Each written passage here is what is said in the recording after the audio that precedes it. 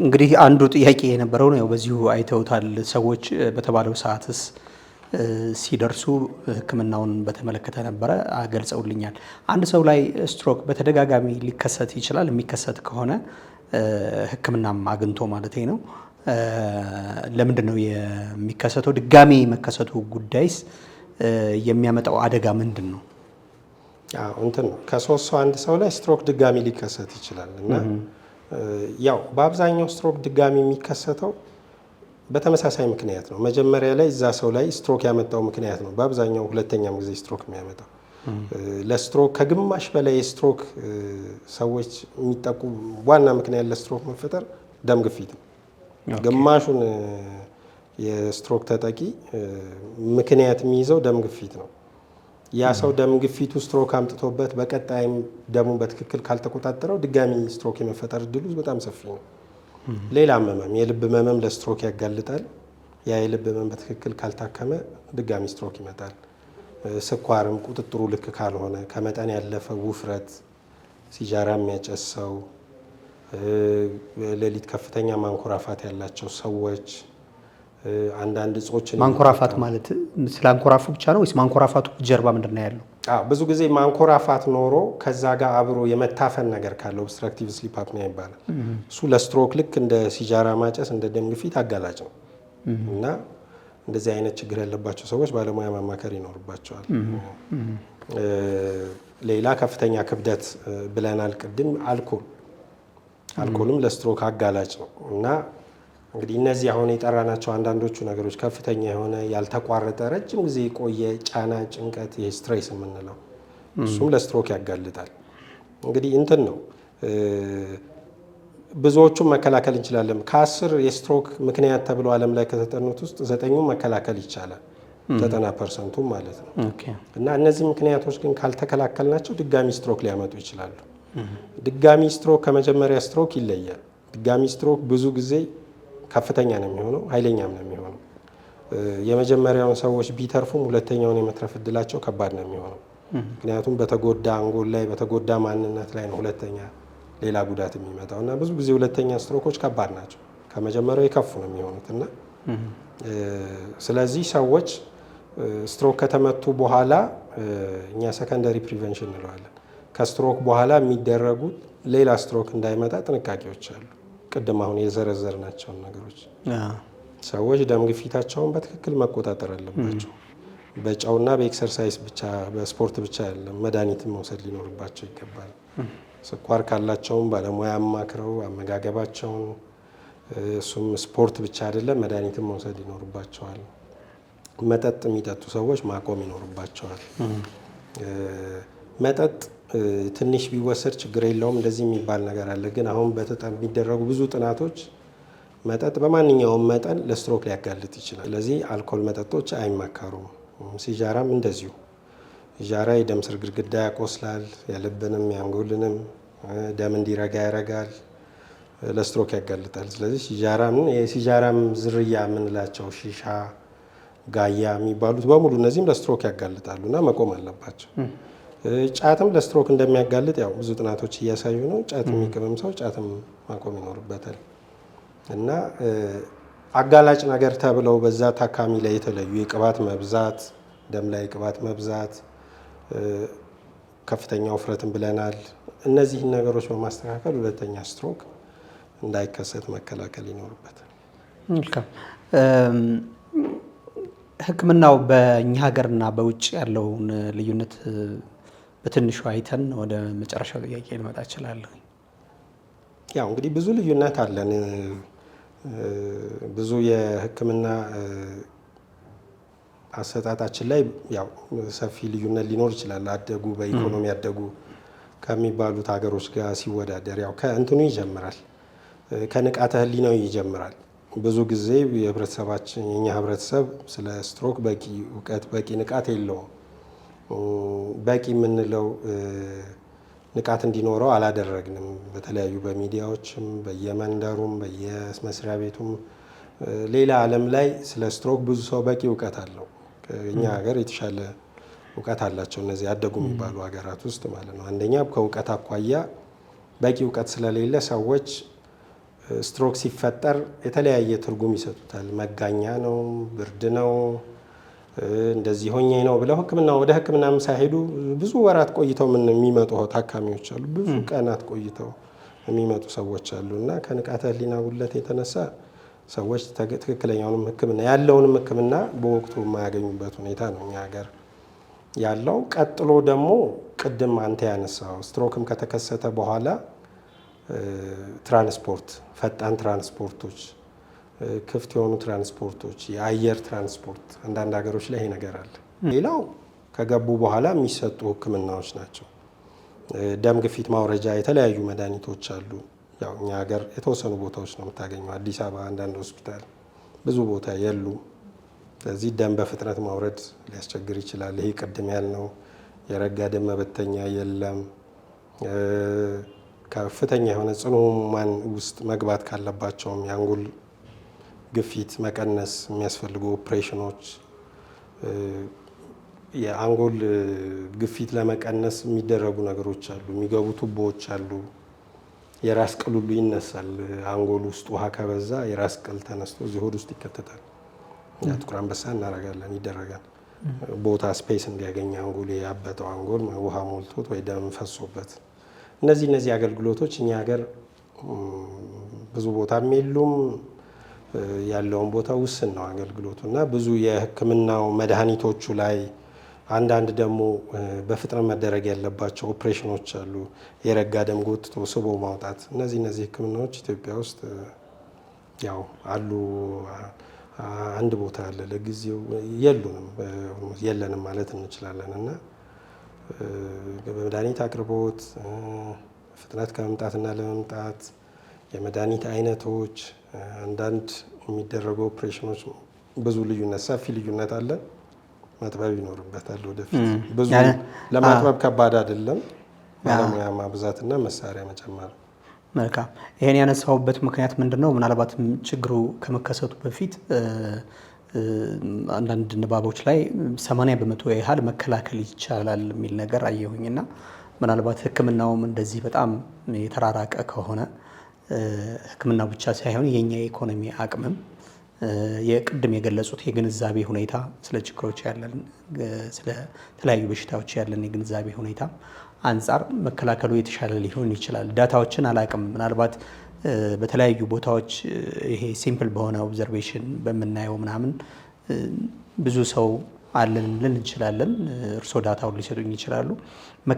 መከላከልም በተመለከተ ምን ላይ ነው መስራት የሚያስፈልገው እያንዳንዱ ሰው? አዎ እንትን ነው ከግማሽ በላይ የስትሮክ ምክንያት ደም ግፊት ነው እና አንድ ሀገር ስትሮክን ወይ አንድ ሰው ደም ግፊትን ወይ አንድ ሀገር ደም ግፊትን ወይ አንድ ሰው ደም ግፊቱን መቆጣጠር ከቻለ ስትሮክ በከፍተኛ ደረጃ እዛ ሀገር ላይ ይቀንሳል። ብዙ ምዕራባውያን ሀገሮች ላይ ይሄ ዘመቻ ተካሂዶ ከፍተኛ የስትሮክ ጫና ነበረባቸው። በአሁኑ ሰዓት በብዛት ቀንሷል።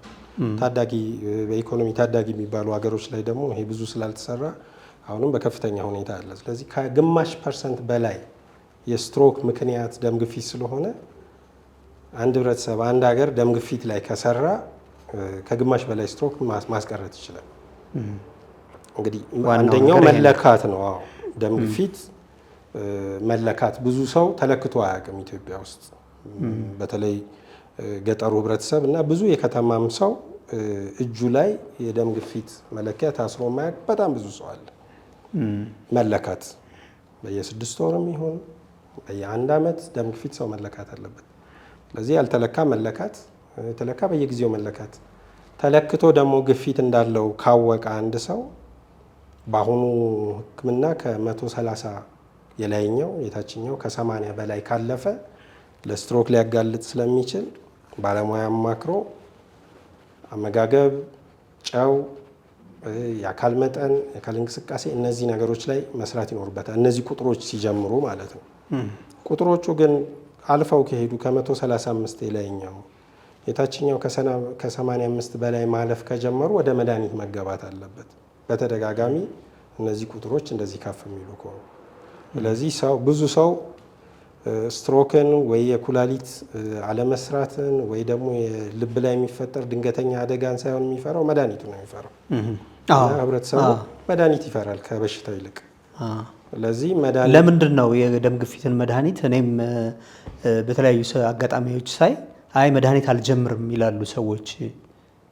እንግዲህ እንትን ነው ሁለት ምክንያት ነው። አንደኛው ያው በተፈጥሮ ሰው ሁሌ መውሰድ የሚፈልገው ምግብ፣ ውሃ እንጂ መድኃኒት የበሽታ ምልክት ነው፣ አንድም በሽታ ማጥፊያ ነው። ስለዚህ ውስጤ በሽታ አለ የሚለውን ነገር ላለመቀበል ሰዎች ያንን ያደርጋሉ። ሁለተኛ እንደው መድኃኒት ከመድኃኒት ይልቅ በሌላ መንገድ ባጠፋው ከሚልም ፍላጎትና ምኞት ነው።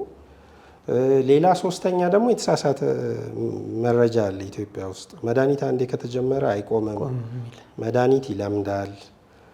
ሌላ አንዳንድ ሰዎች ደግሞ መድኃኒቱ ሌላ በሽታ ያመጣል የሚል የተሳሳተ መረጃ አለ እና እነዚህ ነገሮች ተደማምረው ያው ሰዎች መድኃኒት መጀመር አይፈልጉም። ግን ብዙ ሰዎች መድኃኒት ያልጀመሩ ሰዎች ብዙ ረጅም ጊዜ አይቆዩም፣ ረጅም ዘመን አይቀጥሉም። የሆነ ቀን ላይ የሆነ ነገር ያስቆማቸዋል። ወይ ኩላሊታቸው አልሰራ ይላል፣ ወይ በልብ ከፍተኛ የልብ ድካም የሚባለው ሀርት አታክ በሚባለው ህይወታቸው ያልፋል፣ ወይ ደግሞ ስትሮኩ ይፈጠራል እና ደም ግፊት ላይ ያው የበለጠ መሰራት አለበት። ስኳር ልክ እንደ ግፊት ያው ስኳር ብዙ ጊዜ ዘግይቶ ነው የሚታወቀው።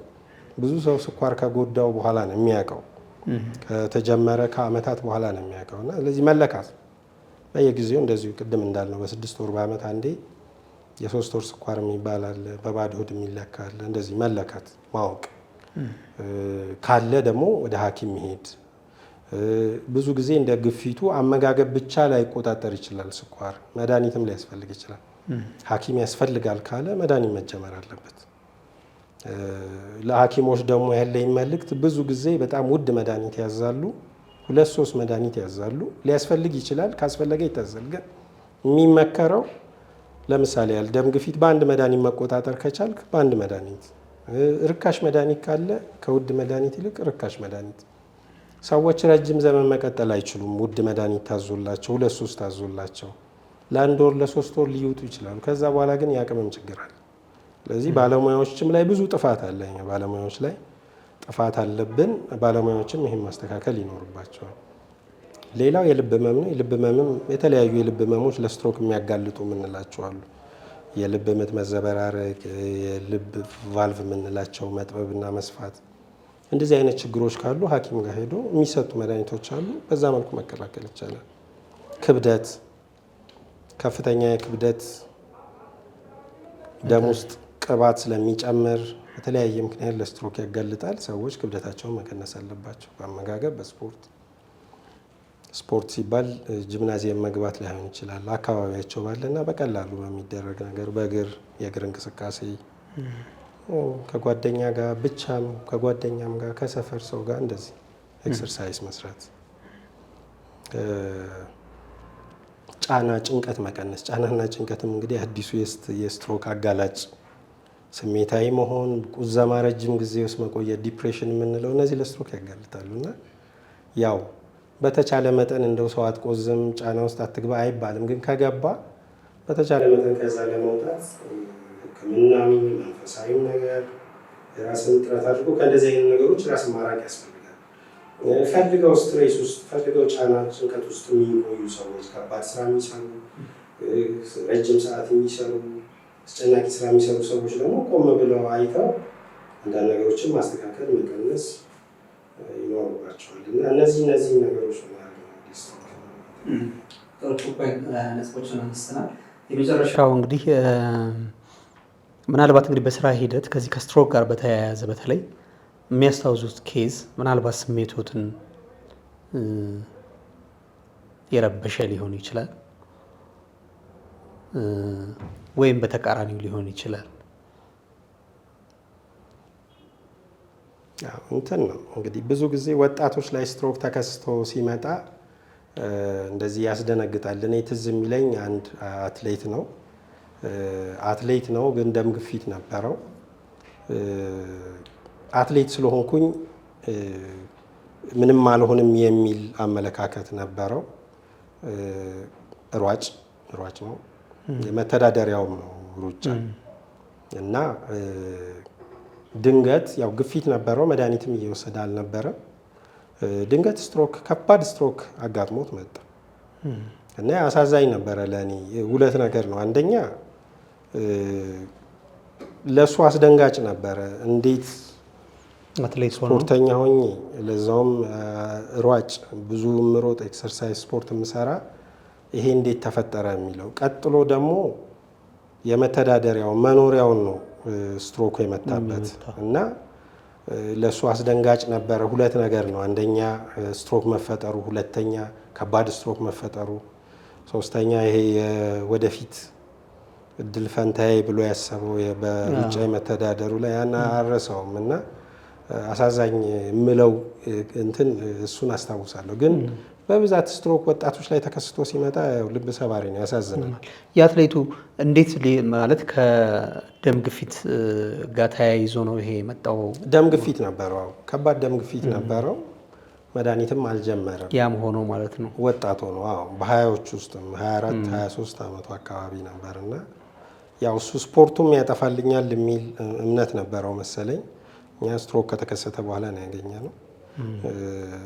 ግን ለእሱም አስደንጋጭ ነበር የእሱ ድንጋጤ። እኛንም እንደዚሁ አሳዝኖንም አስገርሞንም ነበርና አንድም ማረሰው የኛው። መልካም ዶክተር ያሬድ እንግዲህ እኔ ጥያቄዎችን ጨርሻለሁ። ምናልባት ይሄ ጉዳይ ከተነሳ መነሳት አለበት ብለው የሚያስቡት ነገር ካለ ምናልባት ሳልጠይቅ የቀረሁትና ቢነሳ ጥሩ ነው ብለው የቀረት ነገር ካለ በዚሁ መደምደም እንችላለን።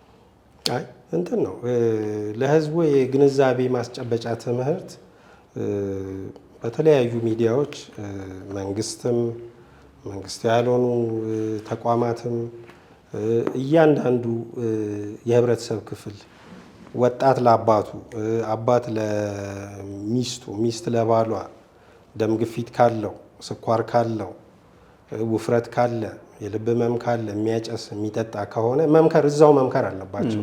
እረፍት መስጠት የለባቸውም። ይሄ ነገር መቆም አለበት። መድኃኒት መጀመር አለበት።